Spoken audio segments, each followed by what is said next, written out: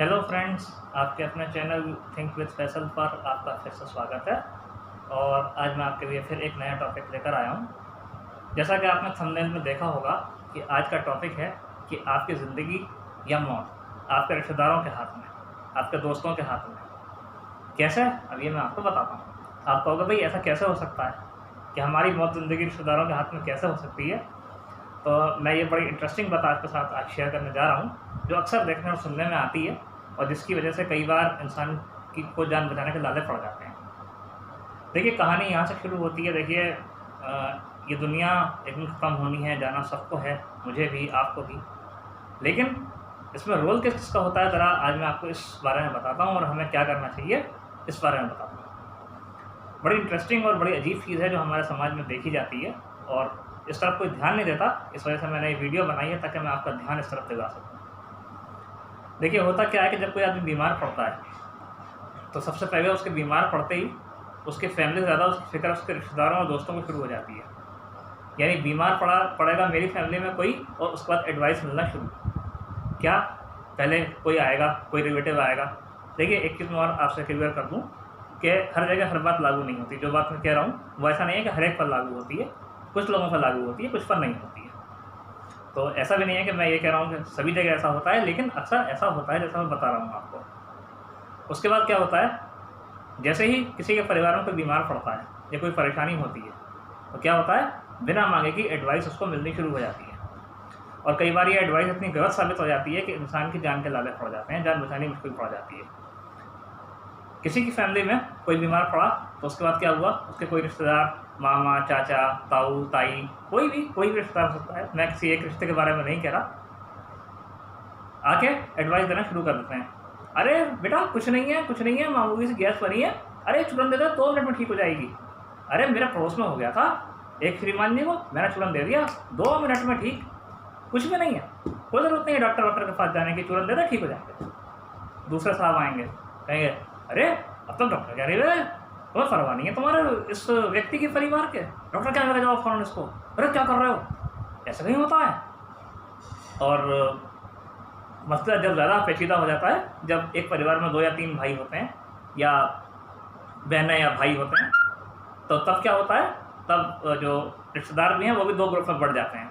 एक ग्रुप होता है बड़े भाई के साथ, एक ग्रुप होता है छोटे भाई के साथ, या एक ग्रुप होता है बड़ी बहन के साथ, एक ग्रुप होता है छोटी बहन के साथ, या एक ग्रुप किसी एक व्यक्ति के साथ होता है, दूसरा ग्रुप किसी एक व्यक्ति के साथ होता है।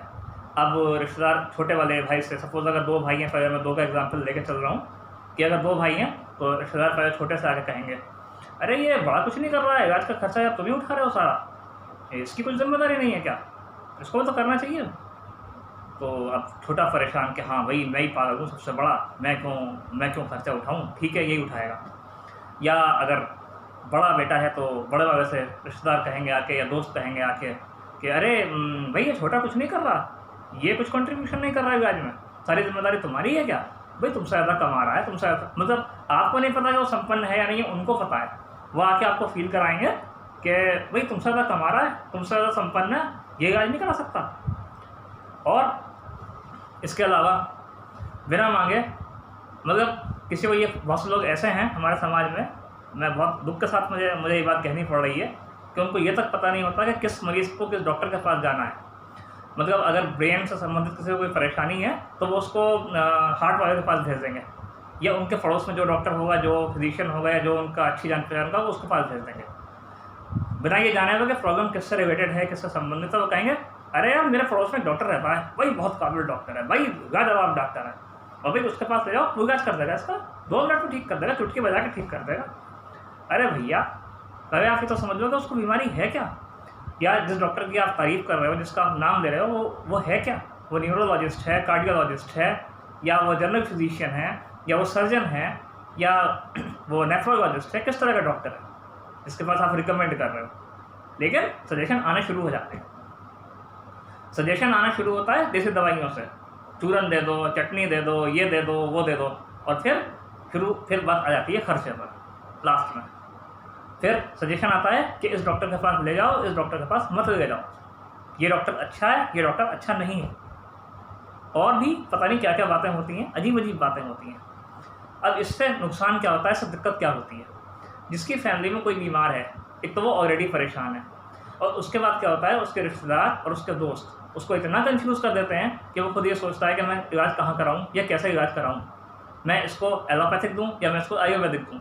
और हाँ, एक फैक्टर इसमें सबसे ज़्यादा तो मैं आपको बताना ही भूल गया, सबसे बड़ा जो फिर उसमें नंबर आता है, जब कई बार कुछ बीमारियाँ ऐसी होती हैं जो एकदम से ठीक नहीं होती हैं, लंबे समय तक चलती हैं, तो उसमें फिर एडवाइस आती है, अरे इसको बीमारी नहीं है, ऊपर का चक्कर है भैया, फलाना तांत्रिक के पास ले जाओ, फलाने बाबा के पास ले जाओ, फलाने पीर के पास ले जाओ, वो करेंगे इसका इलाज। मतलब जो बीमार है उससे नहीं पूछा जाता, आपसे नहीं पूछा जाता कि आपकी मर्जी क्या है, आपको एडवाइस मिलनी शुरू हो जाती है किसी की बीमार पड़ती है कि ऐसे कर लो, ऐसे कर लो, ये करो, वो मत करो।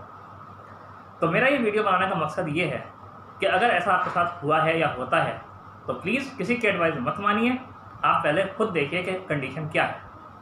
कोई आपसे कहेगा अरे ये बराबर में जो हॉस्पिटल है यहाँ दिखा लो, कोई कहेगा अरे अपोलो ले जाओ, अपोलो यहाँ इलाज नहीं होगा इसका। तो मैं ये कहना चाहता हूँ कि इलाज कराइए सोच समझ के, अपना दिमाग लगा के, ना कि किसी की एडवाइस पर। आप ये देखिए कि आपकी पॉकेट कितना अलाउ करती है, आप कितना खर्च कर सकते हैं, जो पेशेंट है आपके परिवार में उसको किस तरह की बीमारी है, उसका इलाज कहाँ पॉसिबल है, बड़े शहर में पॉसिबल है, छोटे शहर में पॉसिबल है, या एलोपैथिक से उसका इलाज हो सकता है या आयुर्वेदिक से उसका इलाज हो सकता है। देखिए इलाज कोई गलत नहीं है, पैथी कोई गलत नहीं है, ये एडवाइस जो होती है ये मान लेती है। और जिस पर जो बीमार होता है उस समय वो तो बता नहीं सकता कुछ, कई बार बीमारी इतनी सीवियर हो जाती है कि जो बीमार है वो तो बेहोश पड़ा होता है या बीमारी के हाथ में पड़ा होता है, लेकिन फैसला कौन करता है कि इलाज कैसे होगा? रिश्तेदार। फैसला घर के लोग नहीं करते, फैसला बेटा बेटी नहीं करते, फैसला कौन करता है? रिश्तेदार। कि जी हमारे चाचा जी ये कह रहे हैं, हमारे मामा जी ये कह रहे हैं, हमारे फलाना ये कह रहे हैं, हमारे ढिमकाना ये कह रहे हैं। और जो एक फैमिली में जो रिलेटिव्स होते हैं, जो रिश्तेदार होते हैं, उनसे भी मेरी अपील है, उनसे भी मेरी ये रिक्वेस्ट है कि आप लोग एडवाइस सोच समझ के दीजिए। अगर आपको किसी बीमारी के इलाज के बारे में नहीं पता है तो प्लीज़ उसके बारे में एडवाइस मत दीजिए। डॉक्टर पर छोड़िए, डॉक्टर फैसला करेगा कि क्या करना है, कहाँ इलाज कराना है पेशेंट का, या मरीज़ किस तरीके का है, उसकी क्या बीमारी है। मैं ये नहीं कह रहा कि छोटी मोटी बीमारियाँ ठीक नहीं हो सकती, घरेलू इलाज से ठीक हो सकती हैं, लेकिन ये डिपेंड करता है बीमारी के ऊपर। बीमारी के ऊपर निर्भर करेगा तो उसका इलाज कैसे होना है, ना कि एडवाइस पर। और फिर मैं एक छोटी सी बात कह रहा हूँ, एक फैमिली में अगर एक आदमी बीमार है और उसके 2 बेटे हैं, एक बड़ा है एक छोटा है, या 4 बेटे हैं या 5 बेटे हैं या बेटियाँ हैं या जो भी है, अगर किसी एक ने इलाज करा भी दिया भाई तो क्या एहसान कर दिया? क्या उन माता पिता ने या उन परिवार वालों ने कभी उन बच्चों के बारे में ये सोच के भेदभाव किया कि ये बड़ा है या छोटा है या ये कौन है क्या है? जब उन्होंने आपको दुनिया में लाने में कभी भेदभाव नहीं किया तो आप भेदभाव करने वाले कौन होते हो? कि अगर मान लो बड़े की जगह छोटे ने इलाज करा दिया या छोटे की जगह बड़े ने इलाज करा दिया तो कौन सी आफत हो गई? लेकिन नहीं, उस टाइम क्या होता है, जो हमारे रिलेटिव्स हैं, जो हमारे फ्रेंड्स हैं, ये बहुत दुख की बात है कि दिमाग ऐसा घुमा देते हैं इंसान का कि वो खुद सोच पड़ जाता है, उसको लगने लगता है कि मैं ही बेवकूफ़ हूँ दुनिया में, I am the most fool person. तो इस वीडियो को बनाने का मकसद मेरा यही है कि लोगों में ये अवेयरनेस पैदा हो कि लोग उन लोगों की एडवाइस को न फॉलो करें यदि कोई बीमार पड़ता है परिवार में, जो जिनमें एडवाइस देने की क्षमता ही नहीं है। कई बार तो ऐसे लोग एडवाइस दे जाते हैं जिनका कोई ताल्लुक ही नहीं होता कि उस चीज़ से, उनको पता ही नहीं होता आगा पीछा कि क्या चीज़ कैसे है कैसे नहीं, यानी कि किस तरह से ट्रीटमेंट होना है, किस लाइन ऑफ ट्रीटमेंट, यानी कि ट्रीटमेंट का तरीका क्या होना चाहिए, ये सब उन्हें कुछ नहीं पता। उनको सिर्फ दिखता है कि अगर मैं किसी फैमिली के मेंबर के एक तरफ साइड हो जाऊंगा तो वो मेरे फेवर में हो जाएगा, मेरे 10 काम कर देगा, मेरी तारीफ करेगा कि भाई मेरे जो फलाने मामा जी थे या फलाने चाचा जी थे, भाई उन्होंने बहुत बढ़िया बात बताई मुझे तो, और उन्होंने मेरा पैसा बचाया, या उन्होंने मुझे बात बताई। इस तरह से वो परिवार की सिंपैथी तो जीतते हैं, लेकिन वो उस मरीज़ के लिए बहुत बुरा करते हैं जिसका इलाज सिर्फ उनकी गलतियों की वजह से सही नहीं हो पाता। और कई बार बहुत दुख की बात होती है कि ऐसे ही एडवाइज़र्स के चक्कर में जो इंसान दुनिया से चला जाता है। अच्छा भला इंसान जिसका इलाज होना संभव है वो दुनिया से चला जाता है, इसी कश्मकश में, या तो उसको इलाज देर से मिल पाता है या फिर उसको सही इलाज नहीं मिल पाता।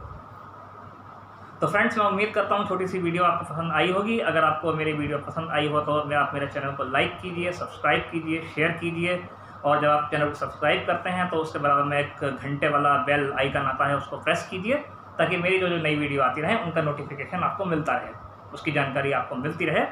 तो मिलता हूँ आपसे किसी और नए वीडियो में, और इसी दुआ के साथ कि आप सब कोरोना से सुरक्षित रहें और गलत एडवाइजर्स के चक्कर में पड़कर अपनी बीमारी को आप ना बढ़ाएं। Thank you.